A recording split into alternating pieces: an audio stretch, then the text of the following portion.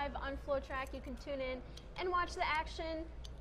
The whole concept of the meet is that the top 12 are going to advance to the NCAA championships. So this is a really big deal. We're really excited to go through some of the events and talk about what could be some of the most key moments for teams that are contending for NCAA team titles, and what is just, one of the toughest events to make if you're on that borderline. Like you said, top 12 qualify. So if you ain't 12th, you last. And that's the theme of the prelims coming up this weekend in Sacramento and Tampa. Speaking of Sacramento and Tampa, we got the East and West. Where would you rather be right now? Would you rather be racing in the East prelims or the West prelims? So, my answer to this, usually as a distance runner, theoretically, I'd be participating in the 1500, right? Because that's a great event, and I like it. So, usually I would think that the West is harder, because I feel like traditionally the West is a little bit stronger in the distance events, but actually the East is a lot tougher in the women's 15 than the West this year. This year, 19 women have broken 420 in the East, and in the West, only 10 women have. So you're taking it as specific of like what you personally, as an athlete, would choose. I felt like I had to, get personal. I'm just going with the environment. I'll go with Tampa. I've been to Sacramento. It's a great town. It's the capital of California, great and all, but Tampa, I'm in Florida. It's near the beach, right? I think Tampa's near the beach. Yeah. I don't know. Florida's pretty big. Florida's pretty big, but I'd rather be. There's a bay next to Tampa. There's a bay. Okay. Yeah, Tampa Bay. I'd rather be in Florida, so I'd rather be in the East because the environment, and you get to hang out with Grant Holloway and Sydney McLaughlin. So that's what I'd rather do. Well, hopefully you make it to NCAA so you can hang out with them there. Exactly. All right, guys. We're going to introduce our voice. We have a voice coming from my left, your right. It's Kevin Sully. He doesn't deserve a camera. We can see him, but you can't. You can just hear him. He's going to tell us what we should talk about. Kevin, what should we talk about? You can hear me, but you can't see me. But you'll feel my presence. First topic, guys. What is the hardest event to make between the two prelims? Which field is the most loaded? You can go first this I'll time. go first. Now, I would have to go with the 5K. And the reason why, and not just the 5K, not the East 5K, I'm going with the West men's 5K. Okay. Because I personally think that's the deepest event, has the most athletes under 14 minutes. I mean, there's a slew of guys under 1350. It's like almost triple the number of sub 1350 guys on the East side. But I just think that West is it's full of NAU cross-country champions. Yeah. It's full of Stanford All-Americans. They have the BYU athletes. It's got Colorado. It's got Portland. It got so many distance powerhouses on the men's side that I think it's going to be hard. And the reason why, it's also because the way you qualify, you only get 5 in each heat auto and then 2 on time. So if you're in a really deep heat and it goes out slow and you get 6 and you beat so many All-Americans, you don't get to go because of just the way the qualifying. It's not like top 3 and then time. It's only 5, and you could be in a hard heat, and that's why I go with the West 5K. It's my hardest heat to get out of. That's a good answer. I feel like that's the classic, distance fan answer. Because, obviously, pretty much all the best distance-oriented programs are in the West in the men's 5K. A lot of guys have always put down a lot of fast times by this point in the season, especially because teams in that area of the country can easily go to Peyton Jordan, Stanford Invite, and lay down a quick time. My answer is going to be, I almost did women's 5K because I feel like that is going to be loaded in the West as well, but I decided to be different. Change it up. There you go. I think the women's 200 is really tough to make. Everyone has run 22 this year. Like, literally 28 people, not everyone. You counted. But 28 That's a lot of people. 28 on East and West combined? Yes, combined. So last year it took a sub 23 to make the final. 8 women ran under 23. If you did that, you made the final at NCAA's. So this year, just going off descending order list times, 28 women have done it. 28 women are capable of making an NCAA final and scoring in Eugene. Wow. So I think that makes that event super competitive. Another reason, Ariana Washington from Oregon, she's ranked number 11th right now in the West region. She's run 22.92, and that's actually her fastest ever time at this point in the season. Even the year that she won the 1 and the 2 in 2016 at NCAA's. And she's only ranked number 11 in the West region. And I mean, I know that she didn't make NCAA's during the indoor season, but her times are pretty similar in the 200 compared to previous years. And the fact that she's ranked only number 11, I think shows how deep that these women's 200 fields have gotten this year. Yeah, I think it's interesting. Speaking of Ariana Washington ranked only 11, there are a lot of people who are former NCAA champions, people who are top 3 last year, who are not ranked in like the top 5 in their own region. You mean Cameron Burrell is not even in the top 12. Eli Hall, I think, is Eli Hall, too. Eli Hall is In on the the top 100. in the 100. Yeah. So there's a lot of people like Ariana Washington, some of the Houston guys, where they don't have a great seed time, but we know they are going to show up at prelims because they have the talent, which makes it even harder because you sometimes can overlook the 11th seed who is 100 and 200. And I think this might segue into our next topic. It will indeed. Before we do that, though, we got a comment on Facebook from Alan. Okay. He mentioned the women's 100 hurdles will be tough this year as well, and that's a good point. Obviously, That's true. top seeds in both, especially in the East with Jasmine Camacho Quinn, but there is going to be a lot of tough competition for those final spots, particularly in the East. USC, obviously strong for the women's hurdles out west. But let's go to that next question. And What if is the folks- next question? Well, folks want to comment. I want to mention they should throw questions in at the bottom right now. Type We'll it. weave them in. On the flip side of that, easiest event to make. Although no event is that easy. Which one would we? That's say not is the true. most- There are easy events. Which one's the most navigable for a favorite? Gordon, you can lead off. No, I'm I running left the show left. here. All Gordon, right, you're I'm leading off. Here we go. I think the easiest event to make, I would say a lot of field events because of the way it is, the way you qualify. But the one event that's most like a field event is the 10K. And the reason why, Wait, even if what? the 10K I think is the easiest event to make. Not Why is the 10K like a field event? because it's only one round and top 12 go. So like, there's no like, you got to get top 3 and then time and then go to the next round. There's no like separating heats. Field event, it's a top 12 marks, move on.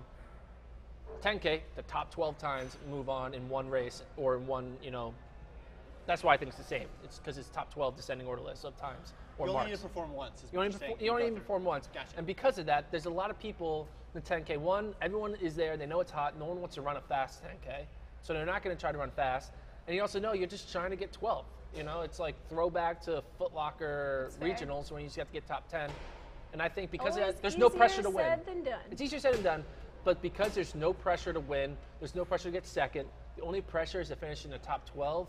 If you're an elite athlete, you're like running for 12th. It's pretty easy. So that's why I think 10K is the easiest event. Do you have So- one between the East, West, men's, and women's? Is there one in particular? The easiest? Yeah. Well, the West obviously is deeper, so you could say the East 10Ks are a little easier. But if you're an elite athlete, regardless, it's easy. In my Jojo? opinion. So bouncing off of that, I'm going to say, and actually I guess in contradiction to what you said earlier, I think the 5K is sort of the easiest event to make because, That doesn't make sense. well, there's a lot of athletes, right, who are entered in the 10K and the 5K. If you make it in the 10K, Or you in the want steeple, to too, yeah. And, right, or the steeple. That's a Or good point. I'm sure there's someone in the 1500 also. I don't know that for sure. But I like if you make it in the 10K, you make it in that first event, you're not going to try, you either, I think you probably have Yeah, to you have to run. give a good faith You have effort. to but give the good faith effort, but if you're not that concerned about making it, basically it just opens the doors for fresh people to take those spots. And that has happened a lot. I remember Futsum Sina Selassie, NAU, makes it in the 10K and then doesn't make it in the 5K even though he's one of the top seeds. Clearly because he's like, he wanted to focus 10K. And I do think that's going to happen with BYU. They're all going to make the 10K. and then chill in the 5K. And then they're going to chill in the 5K, and Roy Linkletter is going to be like, whatever, I'll run 14:20 and go home and get ready for the 10K. So that's a good point. I like your point. But actually, the easiest event to make are the combined events because those are selected separately. And they're already in. They're They already made You it. don't have to go to regionals. Yeah, you already made So it. that's the real answer. See you guys in Eugene. All right, we'll move on to the next question. Before that, got another comment here from Andrew. Who says men's 400-meter hurdles this year. Predictions? Michael Norman always looks good, but there's such depth in the field. Just wondering what you guys think. Shout out to Jojo from NOLA. So I think he's talking about just Wait. the 400. Michael Norman's running the 400 hurdles? Is Shout that- out. Let's just talk about Norman real quick. Norman, before we move what do I think about him? on. Sure. I think he's a great guy. I think Michael Norman, I think everyone thinks he's a favorite. He's going to have a hard time I think Michael in the Norman. 400. Yeah. I mean, Nathan Allen dropping 44.2 at SECs. I personally think Michael Norman, I don't know if he made a mistake, I think he had a better chance of winning the 200 against an Eli Hall, who really hasn't done much this year, versus winning the 400 against the Jamaican duo of Akeem Bloomfield and Nathan Allen. And Nathan Strother So from Tennessee is the also 400 run is so faster much than harder. Michael Norman. But to also briefly touch on the 400 hurdles, Norman's teammate, Rai Benjamin, is going to kill everyone. You got that on lock. And the hurdles. Done. Yeah. But yeah, I think Norman. Only guy under 49 this year. I can see Norman running 43.9 and getting third and being like, "What do you want from me? I ran 43.9." So because Jamaica's going to be 44. It's happening. NCAA? It happened. That's incredible. I've seen it on Twitter. The people think it's going And to I happen. can't wait to see Fred Curley's reaction. I've seen it on Twitter. Okay, which event this weekend has the biggest ramifications on the team race? Gordon, we started with you last time. We'll start now with Jojo. Okay, so I'm going to go with the East women's long jump. Indoors, we saw the Georgia trio of Kate Hall, Katura Orji, Tara Davis sweep the top 3 spots. That's a lot of events at the national championship. But to get to the national championship, to get those points, they have to qualify. So, I mean, they're all ranked within the top 5 in their region, so they do just have to show up and do it. But if one person falters, that kind of puts the Georgia's hopes for an outdoor title on the line. Yes, Georgia does not rely on people getting 7th, 6th, 8th. It Yeah, relies. Georgia gets high point scores. It's like 6 people all getting 10 to 6 points each. That's how they score. And so if they lose one, they drop out. And we're currently projecting the outdoor team race in the women's battle to be pretty close. I mean, according to your last projections, Georgia is only favored by 3 points over Kentucky. Yes. So they're going to need all the points they can get. And Kentucky does it with more bodies, too. So Georgia does it with individual. I'm going to go with another team that's ranked currently number 1 on the men's side, the West 100 and Houston men. Houston men, I believe, have 4 potential guys who could make the NCAA championships in the 100. But their 2 main guys, Eli Hall and Cameron Burrell, haven't really done much during the regular season. Now, again, it is a regular season, and last year they didn't really do much during the regular season. They still showed up. And I think that's going to be the one to watch, because not just to see if they make it, because I still think even if they have a bad race, they'll make top 12 because they just have the talent. But if Cameron Burrell and Eli Hall run sub 10 and show like, hey, we're going to go 1-2 individually, or if they go out and they run like 10-10 and get like 4th and 8th, that would be nervous, because they were relying on those 2 guys to not just make NCAAs, we're looking them to be top 3 in order for them to have a chance to be the first non-power school to win since 1986. Yeah. So I'm going with the men's 100 East. Not East, West. Sorry. Burke and John Lewis III both look really strong. Exactly. So you could say Hall and Burrell haven't done it quite yet, but it's not like Houston is lacking. And that obviously is going to make their 4x1 even stronger. Remember, you guys, you can throw questions out or comments to Gordon and Jojo on this live feed. Let's go to Cheers. a new question here. Cheers. It's all about top 12, but which person do you think outside the top 12 seeding right now, and seeding sometimes can be misleading, is the most likely to qualify? Who goes first? Omniate voice, Mr. Rock, Kevin. paper, scissors. All right. Who goes first? Last Rock, time paper, was scissors. Jojo. No, it's Gordon this time. We're not leaving We things still to want to chance. play rock, You paper. can do it, but the results are non-binary. Rock, paper, scissors. Go ahead. I have to go first anyway. Okay, I'm going with Nikki Hiltz of Arkansas. Oh, that's a good one. She's not in the top 12. She tweeted out her injury she's been dealing with a bone. Yeah, she got a bone marrow transplant from, I think, her knee to part of her foot. It was from her hip to No. her knee. It was from her hip into her knee. Yeah, so she had bone marrow transplant So- from her hip to her knee. And she ran for the first time a week before SECs and got 4th in the 1500. She got 4th in the 1500, so her time is in the top 12 mark. But Nikki Hiltz is an All-American caliber athlete. The Oregon transfer has really done a great job at Arkansas over the past few years. Definitely scoring a lot of points, not just at SECs, but the NCAAs. I mean, if she wasn't injured, you would look at Nikki Hiltz as probably the NCAA 1500-meter favorite. But because of the injury, she's kind of fallen back. But I think she slugs out a top 12 finish, because if you ain't 12, you last. Yeah, I think Nikki is definitely a gamer. We've seen her get 2nd in the 1500 last year, 3rd in the indoor mile. I mean, she's someone who's always right there. My answer, though, is going to be Charlotte Taylor from San Francisco. Forgot about her. Where has she been? Right? She's only raced twice this outdoor season. I actually thought she was hurt or something because I hadn't seen her name all season long, basically since cross country. But she goes to San Francisco, and the West Coast Conference doesn't have an outdoor conference championship. So that's why, she's only raced a couple invitationals. There's been no championship meet before the regional. So she's done enough to get her qualifier in for the 10K and the 5K. We'll see what she ends up doing if she decides to just run the 10K if that goes well, or if she tries to qualify in both. But right now, the reigning NCAA champion is ranked just 29th in the West region. In the West region, not in the NCAA, but in the West region. In the West region, and 16th in the 5K. So, but her season best this year, 34:10. Her PB is 32:11. In the 5K, she's run 15:52 this year. Her PB is 15:29. So obviously, she has a lot more in the tank. Maybe some other people have forgotten about her, but here's the I question. think there's no chance she doesn't make NCAAs in one of the events. I think she'll make NCAAs. Probably Do you the think she was 10K. running those just to qualify, or Yes. she's running those because she's been dealing with injury and that's her full effort? Or do you think she still has the capability of being a 32 high Well, runner? I feel like if she was super healthy, she probably would have made her way to Peyton Jordan. Yeah. Especially, the school's in California. It's not like they have to travel that far. So maybe she's not 100% healthy the way she was last year, but I think that she will make the national meet. I like that. So That- two women, Hiltz and Taylor. And that 5,000 we talked about earlier being very, very tough. Although, looking at how the heats break down, I think Charlotte Taylor got in a slightly easier heat. She does have Wayne Kaladi, Vanessa Frazier, Alio, and That's the easy heat. That's an easy Fiona heat. Keaton. Well, she's avoiding Amy Eloise Neal, Kurgat, Schweizer, Loketti, and there are no easy Yeah, I guess heats you don't here. want to be in the Kurgat Schweizer heat. Yeah, you don't And wanna be in Lily that heat. Burton also was in that first heat, and that event, it's top 5 from each heat plus the next two fastest. Is she the second heat or the first heat? She's in the second heat. That's good, because Yeah. then you can know the time you have to Yeah. run. That's the thing, 5K. If you're in the first heat of a 5K, it sucks because you're not going to run fast enough, and the second heat's definitely going to know, hey, we need to run this pace, and we're going to get top 7. So being in the first heat of a 5K is the worst. And that is also after her 10K, and I think that she'll make it in the 10K. Sure. I feel like the 5K will be just for backup.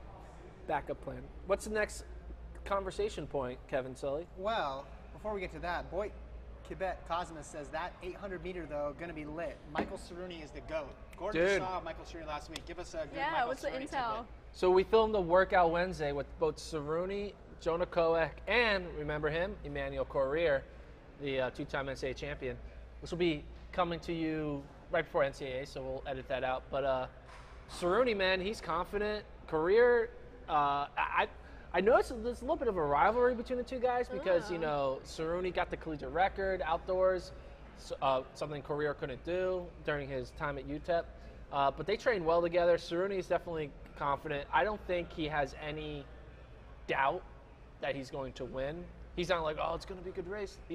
There's no humbleness of yeah, Isaiah Harris, he's looking good. But he's like, no, he's good. He's going to win. So, and Paul Ehring is, obviously they're thinking about NCAAs, but they're thinking bigger pictures. They want to run 142, and they want to run 141, 140, so, which is fast. So, Cerrone, GOAT though, yeah, he's the GOAT of this season. I still think Corrier's better, but I don't know. He could become the GOAT. I do think both him and his former teammate will be medalists in 2020. at the Speaking Olympics. of Cerrone, excuse me. Cerrone. That's a Cerrone. mashup between Corrier and Cerrone. That is the GOAT. That's the super I athlete. need to make a T-shirt called Karuni. Cerrone. I would wear that. Best of both restaurant. worlds. Make it happen, Paul Ehring. Are any of the big name athletes, such as Cerrone, McLaughlin, Kerr, Schweizer, Holloway, or anybody on that beautiful graphic we have on the right side of the screen, are any of them going to have to work pretty hard to qualify? Or we could rephrase it as this: who's going to work the hardest this weekend to get through? Jojo? We touched on this a little bit earlier, but I think Houston's Eli Hall is going to have to work the hardest just because it seems as though he might be going through some kind of injury, something. I mean, he ran the fastest time in the West region 2011 back in March to win the Texas Relays. Hasn't run an Open 200 since then. At the American Athletic Conference, he got only 7th in the 100 final. So, I don't know, put those things together. It doesn't seem like he is 100% the athlete that set an American record and won NCAAs in the 200 in March. So, not sure what's going on. I think he can definitely qualify in both events and in the relay. But given his recent results, he's going to have to work to do it. Yeah. So you're looking at he has to work hard because of Because conditioning. he's not his full self. Yeah. I'm looking at the man who's going to work probably hard. I think it's going to be the hardest is Grant Holloway because of the sheer number of events. He's going to be doing a long jump. You got the hurdles. You got the 4x1. You got the 4x4. They might be able to squeeze and rest him for the 4x4 because Florida has some depth. But do you think he'll have to run the 4x1 too? I think he'll run a 4x1 because you got it. The stick. It's only 100 meters, and I think he can. It's all about You don't want muscle to swap memory. in someone new. Yeah, you don't want to swap in someone new. Not familiar. But I feel like for him, a hurdles, like, it's effort to go over high hurdles. And I just think, like, you got to be focused for those races because, one false step, you have the false start mindset of, like, you don't want to false start. And also the hurdle. I mean, people fall on hurdles all the time. Things happen. I mean, he's an elite athlete. He's not going to fall. But I think there's a lot more focus that goes in a hurdle race than, say, like a 400 where it's like, hey, just go, or an 800, hey, just go. So I think because he has to focus twice on the hurdles, you got to focus on his long jumps to make sure he hits the board, has to focus on getting the stick around in the 4x1. I do think there's a for lot your of last mental open race, though, you got 7th. There's some focus to make sure you don't get 7th again. Well, I don't disagree with you. I just think that Holloway has to do a lot of thinking. Well, it's as also opposed to tough running. in general to shut it down early in a hurdle race because the timing and the rhythm. Yeah. You could slow down after the last hurdle, but then you're only easing off the last 10 meters, whereas in a 100-meter sprint, a 200 or 400, you can gauge the effort. You can look around. No one's looking around in hurdle races. Let's flash back to last year a little bit. Remember Fred Curley ran 43.70 in the prelims, setting the collegiate record. That was fun.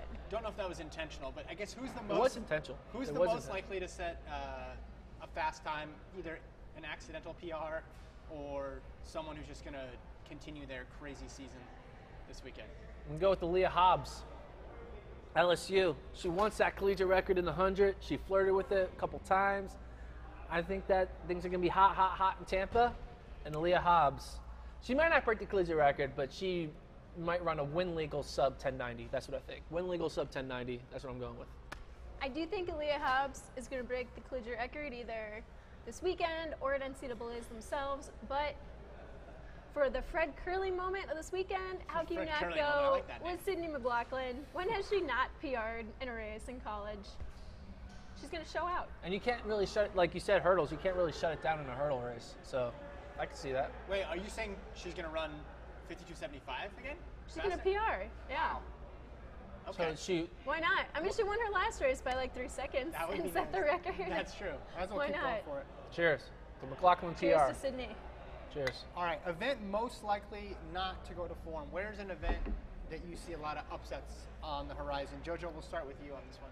Okay, so I'm going to go with the 1500. I feel like out of all the events, there's different strategies, crazy things that happen, but both meets are in a pretty hot, humid climate. Sacramento, Tampa, 1500 runners don't really like to run fast if they don't have to. So I think what we see every year is people going out pretty slow and then just trying to kick it the last 400, and that always results in people not in the top 12 making it. And it's like almost impossible to predict who's going to make NCAAs in the 1500 for that reason. Like going through the list, yes, there's the top 12 people, but I guarantee the top 12 people on each descending order list are not going to be the 12 people who advance. Yeah. Because just the nature of a 1500 is very unpredictable. Lots of casualties in a slow 1500 when it comes to a kick. I'm going to go with something that you mentioned earlier in the broadcast, is that I think the thing that's going to go most not to form is the 5Ks. And for the sole reason that you brought up, there's going to be a lot of people who qualify in the 10K and the steeple who don't run an honest 5K, which then opens up more spots for people who are ranked in the 13 to 20 range to kind of sneak in and steal a top 12 spot. So I'll go with the 5Ks as my not go to form, where it won't be the top 12 marks. It's going to be, 6 of the top 12, but then a couple sprinkled in the teens. And we'll close it out here with a bold prediction. Ooh. Bold prediction. Bold prediction.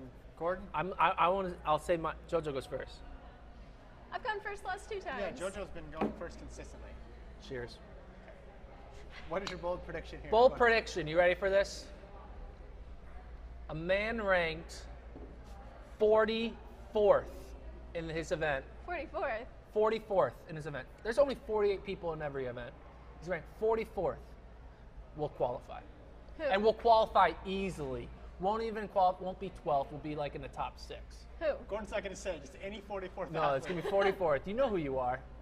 He's watching. Wait, you can't leave it like All right, that. it's in the West Division. It's in the West region. It's a distance event.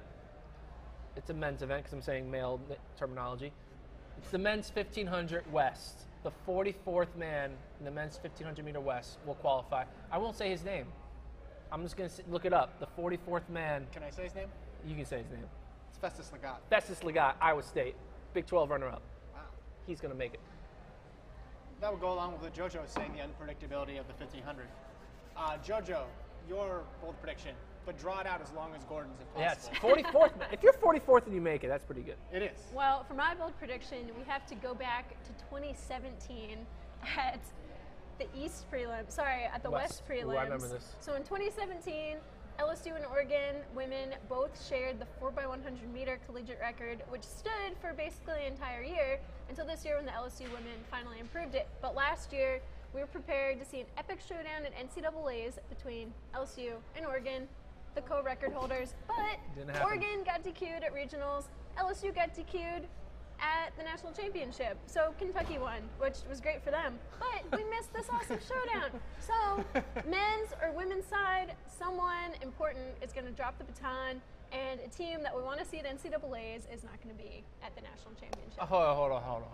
I'm not going to let you get away with this. Someone is going to drop the baton? Yeah. I don't want a someone. I want a who. The 44th Who best team. is going to The drop? 44th best team. You don't because you don't want to say their team name because then they're going to come at you and be like, hey, we're not going to. That's because then they won't drop it. Yeah, basically. So maybe you should say their name so then they don't drop it.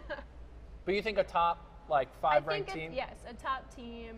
I mean, whether An SEC team. you know whether basically, it's is what you're saying. LSU or Kentucky or USC, you know these are kind of our top teams right See, you now. hear that? right? You hear that? I She's think saying so. you guys are going to drop the Just baton. be careful out there. I don't want to see it happen. I She's think jinxing it's you. going to happen. So be careful. I don't think anyone's going to drop the baton. I'm super positive. No one? I mean, someone's going to get Yeah, it. That's I a mean- bold prediction. No DQs in The, 4x1? the 22nd ranked team's going to drop the baton. Oh, Now wow. they're going to tweet at me. So, anyway, that's it. That's prelims. It's going down live all day, Thursday, Friday, Saturday. Starts at 4 o'clock on Thursday, East Coast time, 4 o'clock West Coast time. 12 o'clock Friday, 4:15, 4 o'clock Saturday. I don't care. It's whatever. It's NCAA prelims. It's going to be hot. gonna be It's going to be awesome. live. It's going to be awesome. Check it out. Enjoy it. I guess that's all from us. How do we turn it off? Do we turn it off? It's blinking.